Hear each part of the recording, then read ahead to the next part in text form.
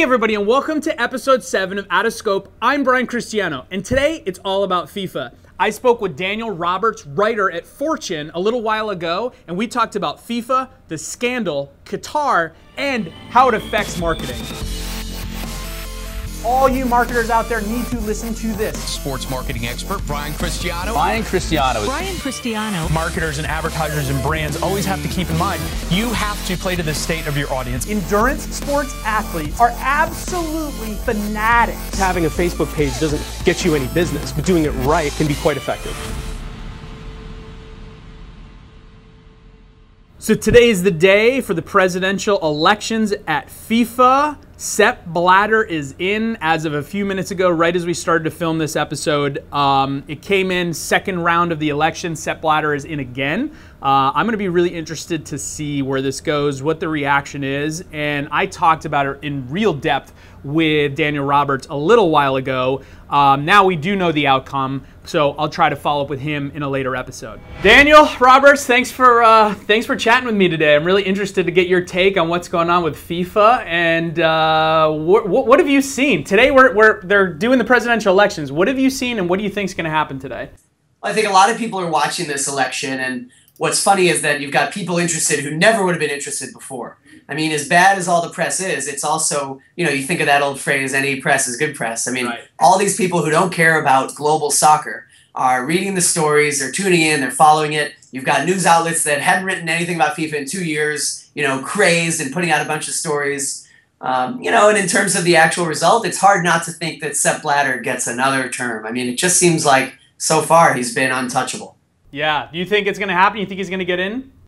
I think he might. I mean, you know, I'm sure there are some people who've changed their vote. And, you know, I just wrote something today on various sponsors have issued, you know, statements of concern. We're very concerned. And, you know, Richard Branson even put out a blog post and he said, you know, something has to change, get rid of Sepp Blatter. But it's like none of these people, you know, are really going, the sponsors aren't going to, you know, get rid of their sponsorship. They've spent money. They're not going to do it unless they're forced. And then all the other sort of outside voices that are issuing concern, they don't really have skin in the game. So it's easy for them to say, oh, this is awful. I mean, I think something real drastic has to happen. That either could be Blatter himself getting indicted, which maybe will happen. It hasn't yet. Maybe it's the eventual months and months from now convictions of the FIFA officials that have been arrested. Maybe if there's widespread boycotting of the 2018 World Cup, I don't see that happening because the world loves its soccer. So I don't know, you know, what it would really take to bring down this guy. I mean, we'll see within the next 3 hours. Well, it's really interesting because what is it? Visa and Adidas have both come out with statements, but they're kind of just this very top level. They're not really making any sort of hardline statement. Do you think any of the sponsors will, and how do you think any of the major sponsors will react if they're, you know, if either Sepp Blatter is reelected or there's an indictment? What do you think the reaction is going to be from the marketing world that does have skin in the game? Well, you know, first of all, I'm always tickled by these when these scandals happen and sponsors issue statements. I mean, I imagine them sitting in the room saying, okay, you know, let's say that we're concerned, and then someone says, no, deeply concerned, gravely concerned. Someone else says, yes, gravely concerned. Then they say, then we say we might pull. They say, no, don't say that yet. Don't say that. Don't say we might pull out. Let's be careful. And, you know, they craft it, and it's like, in the end, it's just a press release. I mean, it's empty words. You know, the whole thing with the NFL last season, we saw the same kind of statements, and some of the sponsors were even the same companies. And, you know, there was a big deal made when PepsiCo CEO Indra Nooyi made a statement.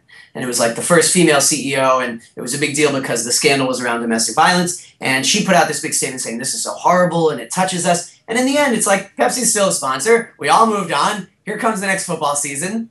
I think it's possible the same thing happens here, especially if Blatter gets reelected. I don't know that any of the sponsors can say, oh, now we're extra outraged, because they kind of have to stand by this organization that they've put money into. Right. Now, I think if Blatter loses, that gives them the chance to put out another statement and say, oh, good, you know, justice was done. Yes, today we support the new direction that FIFA is going in with, you know, Prince Al Wali. I can't remember his name off the top of my head, but, you know, it allows either way they get to stand by the organization. I mean, I think something unrelated to Blatter is what would have to happen to see them walk away.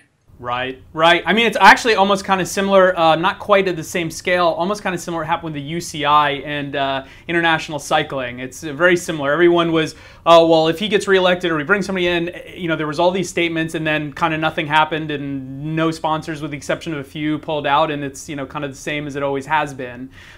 You've told me that the sponsorship dollars from last year are somewhere around $410 million. So this is huge money both for FIFA and for these sponsorships. Do you think that because it's such scale and so much money that any of these large sponsors would be hesitant in either scenario to pull out? And do you think that the value that they get from the sponsorships is worth it for them to continue regardless? I think it all depends on how loud the outcry gets.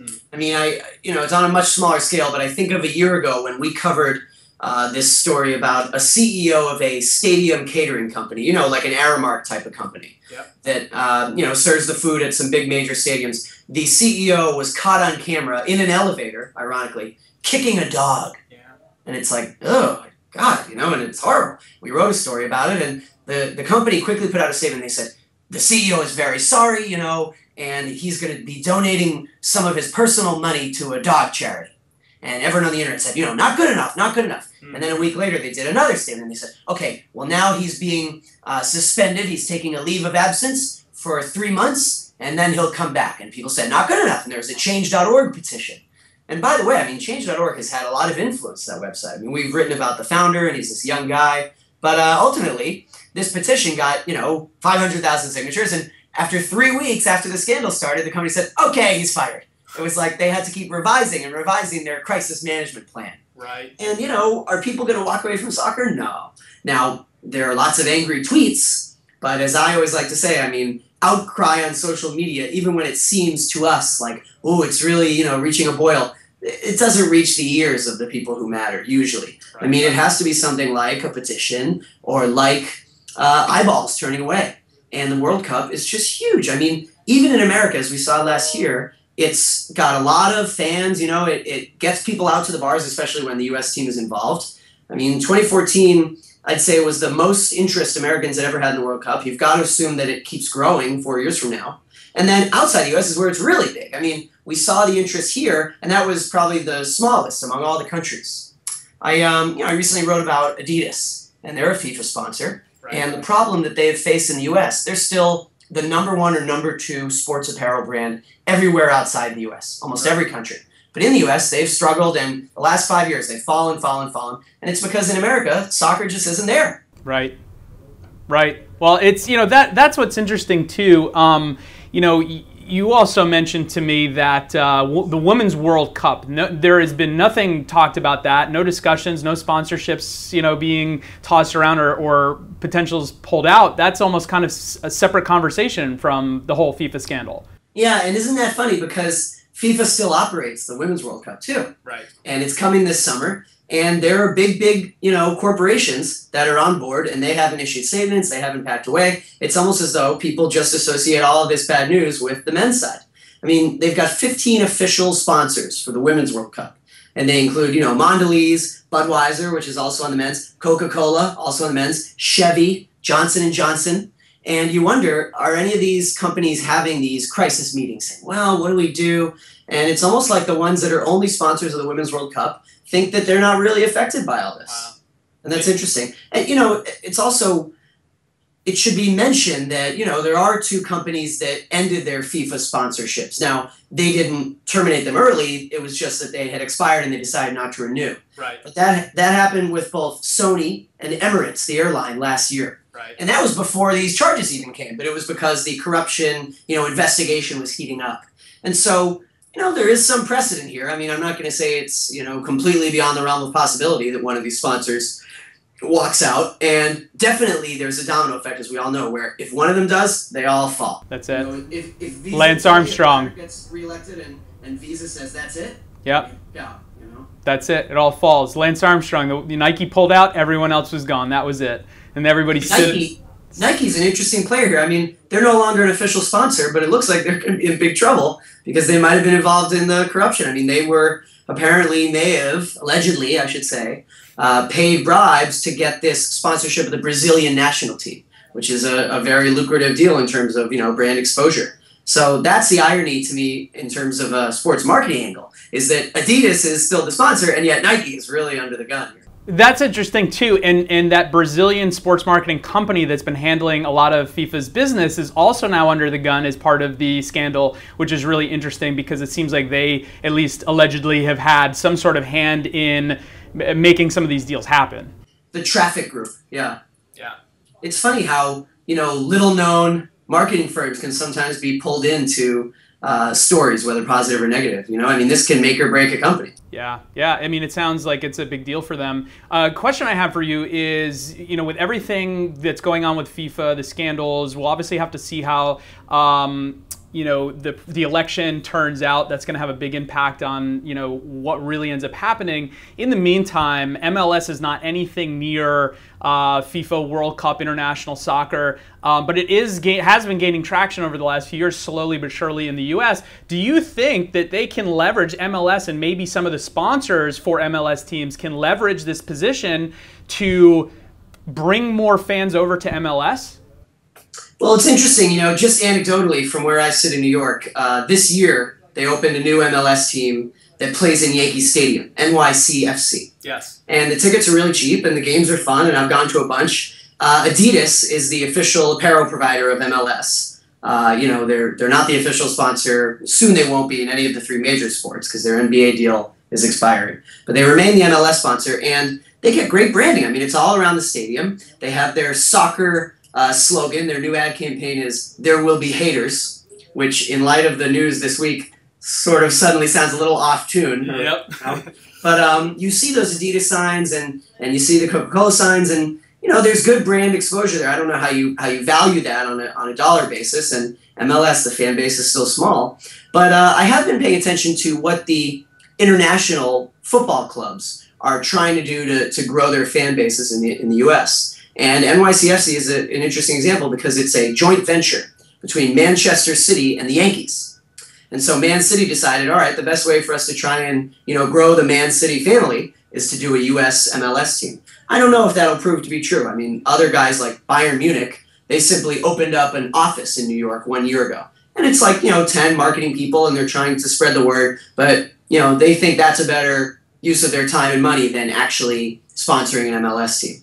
We'll see. But, there's the chance that if there are people who are interested in global soccer and they haven't had any interest in MLS, maybe this moves them over. They say, well, wait a minute. I like soccer and FIFA's corrupt, but I've got a soccer league right here in the States. Right. Maybe we'll see somebody capitalize on that. What are your predictions of what happens with FIFA over the next month or two? It's hard to say. This week the spotlight was really on the indictments and everyone was so excited, and gosh, that press conference they held on Wednesday was so dramatic, with the director of the FBI, and, at one point one of them said, this has been the World Cup of corruption, and today we're issuing FIFA a red card. And it was like, oh, but it's hard to think that the interest, and the spotlight kind of stays at this same level for a sustained amount of time, especially if they just re-elect Blatter today. It almost makes you want to say, hey, all right, well, nothing's going to change. They got these 9 guys. We'll see. And, this process in terms of, the legal process for these people who've been arrested is going to take a while. It's not going to, we're not going to find out next week what happens. Right. So I think, honestly, I tend to be a skeptic with this stuff. It happened with the NFL scandal. People said, oh, this is going to ruin the NFL. No, it isn't. Right. The NFL is a cash cow. FIFA is a cash cow. Global soccer is huge. It's the biggest game in the whole world, except in America. Right. And so I tend to be skeptical and think maybe nothing really changes. But we might find out in an hour that everything's going to change. We'll see. But I should say that amidst all of this, the real issue that is most upsetting and pressing, and all of these corruption charges haven't really touched it, is these worker deaths in Qatar. They say that the migrant laborers at construction sites in Qatar for the 2022 World Cup are just dying from the heat and exhaustion and being overworked. Something like 1,400 have died since 2010. It's unbelievable. And, FIFA hasn't done anything about it. I would think that if there are sponsors that are considering pulling out, they should be considering pulling out because of that, not because of the corruption. The corruption is nothing new. We've known that for decades. Right, right. That's an interesting thing, and I saw a story you wrote on that as well. And you know, bringing that to light, I think, is really important because, you know, people getting paid off to have sponsorships and so forth, that doesn't affect anyone's lives really, so to speak. It's just politics. But yeah, with, you know, 1,400 deaths so far, and I've heard the estimates of what it'll be by 2022 is astronomical and very upsetting. So yeah, I agree. I think it's going to be interesting to see if there is any actual reaction to that, and why the reaction to bribery has been so much louder than the reaction to human death. It's kind of sad. It's sexier, you know? I guess. You can slap a price on it. Oh, bribes up to 150 million worth. Wow, wow. Right. Well, hopefully people take notice and something changes on that side. But it'll be interesting to see how this whole thing plays out, and I guess we'll see a little bit later today what happens with Sepp Blatter. So hopefully I'll be able to follow up with you at some point down the road when we know more.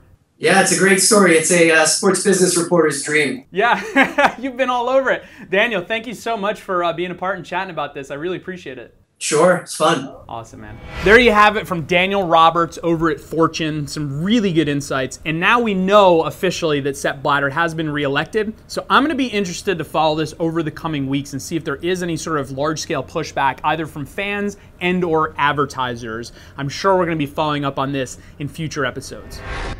OUTOFSCOPE episode 7 marketing tip of the day, and this one's going to get a little bit more serious. Based around the scandals and the accusations around FIFA, I think it's time that we talk genuinely and honestly and openly about what the large-scale advertisers and marketers need to be doing and not what they are doing. What they are doing is they're putting out legal, lawyerized PR statements that take no stance, that make no statement, that actually have no context, content, or any sort of value to them, to try to sidestep the actual conversation. And what needs to happen is they need to actually be genuine, stand up, make a statement, and talk about what really matters to them. And I'm not talking about the bribery scandals, Sepp Blatter, any of that. Because at the end of the day, if it's money exchanging in hands, technically, illegally, does it necessarily hurt anyone? Hopefully and probably not. What I'm talking about is the condition in Qatar for the 2022 World Cup. Already there have been 1,400 lives that have been lost building this stadium, putting this event together in horrible working conditions. This we know for a fact. And apparently it can be as high as an additional 4,000 in the coming years. No one anywhere, I think, can find that acceptable. And especially these large advertisers and brands who are spending tens and hundreds of millions of dollars to be a part of FIFA, to be a part of the World Cup. And everyone at the top of these organizations needs to really look in the mirror and say, hey, we need to actually take a stance. We need to make a statement. And I'm not saying they have to take marketing dollars out and stop being a sponsor. What I am saying is they need to stand up and say, this is inexcusable, this is not acceptable, and we're going to do something about it. Because these brands, these companies, have enough money to actually make change. These press releases, they don't make change. They don't help anyone. They don't create awareness. But the money that they're pumping into advertising and sponsorships to be a part of this can actually make change. And I think the great part about where we are in 2015 now is that media, news, conversation happens instantly. Social media is fantastic for this. People don't buy the PR line anymore. And if these big organizations think that people do, they need to wake up. And I understand the concern that they're trying to not damage their brand image and they're trying to stay out of it as long as possible. And I understand that. There is a lot of money on the line. There's a lot of marketing dollars, a lot of advertising. But they don't have to be on the defensive and try to sidestep the conversation. They can and need to be a part of the conversation and say, look, We are a large enough organization. We do have enough in our marketing budget, in our advertising budget, to not only be a part of this, but to help make change in a positive manner. And that's where it starts. And I think if any of these big companies, and we all know who they are, if any of them stepped up and said, you know what, we're putting some of our marketing and advertising dollars that was going towards sponsorship to make a change in Qatar, to make a change that we believe in, to make a change that helps human beings, if they did that, they're no longer on the defensive, they're on the offensive. They're on the offensive because they're stepping up and they're going to actually make change. And that, my friends, is what people actually pay attention to. They don't care about the PR release. But if any of these companies actually stepped up and did something and put their money where their mouths were, they'd end up with more fans, more customers than they could ever imagine. And that's the best marketing tip that I can give, because it's not just about the money. It's not just about brand awareness. If you can do that and you can create that awareness, have a lift in sales, have a lift in everything. I understand how it all works and why. I'm a marketer. It's what we do here. I get it. But if you can put the positive spin on this and you can actually help people, still get your message out, increase your customer and brand awareness, increase your engagement, get people more excited to back you up because there's human thought behind it, it's more powerful than any ad campaign and sponsorship can ever afford. It got pretty serious. It was like a PSA today. But I think it needs to be said. And I hope somebody out there listens to this. And I thank everybody for watching this show. I thank Daniel Roberts at Fortune for coming on today. Really great conversation. And thank you all for watching. Please remember, like, share, comment, send me messages. Let me know what you like. Let me know what you hate about this show, because we're going to continue to improve it. And we're going to have some really great guests coming up in the future. So please stay tuned. Thank you, thank you, thank you for watching.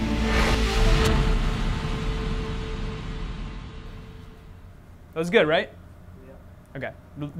You didn't seem excited about that. Was it not good, Josh?